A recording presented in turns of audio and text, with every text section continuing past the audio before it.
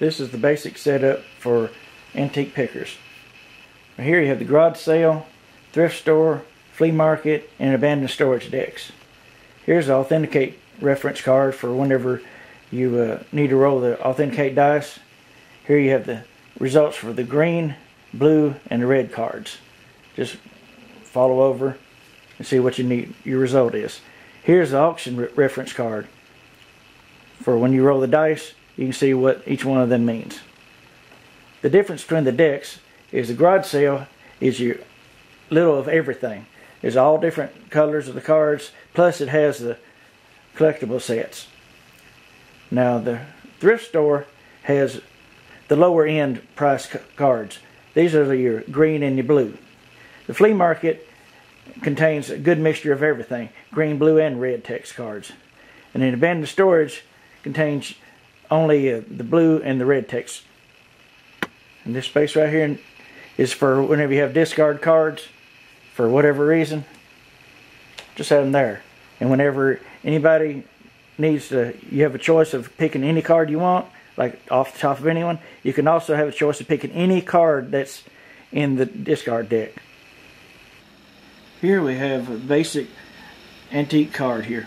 You have the green text, the blue text, and the red text.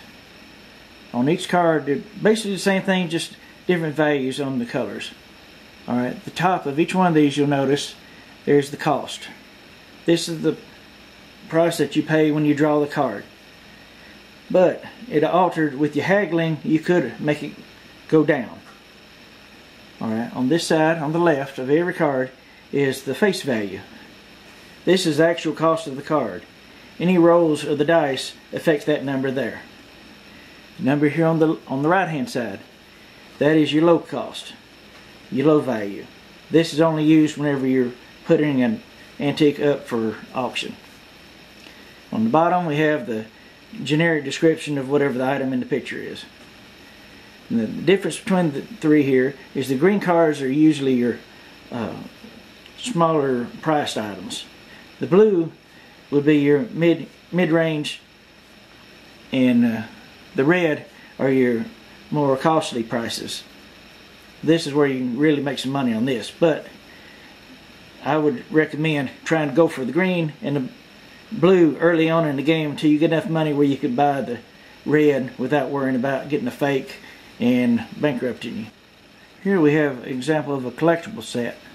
Notice the borders of the cards match. Any colored borders other than black will be a collectible set. The two or three numbers on the side here, you will notice it tells you how many cards are in the set. And each you have the same as basic stuff as the others. So we have the cost, the face value, and the low value. But on collectibles you also have, as in this example, a second face value. If you have just one of these cards, it's only worth $50 if you try to sell it. Minor give or take from the roll of the dice.